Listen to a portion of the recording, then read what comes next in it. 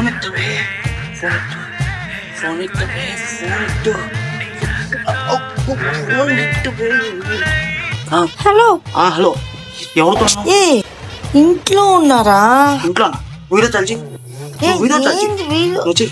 నేను ఇంకా స్నానం కూడా చేయలేదురా. అయితే ఇంట్లోనే ఉంటాలే. లైక్ ఏం చేస్తున్నావు? అమ్మా వస్తున్నా. హలో మళ్ళీ చేస్తా. హలో, అసలు ఆంటీ వాయిస్ వినిపించలేదు. అమ్మా వస్తున్నా.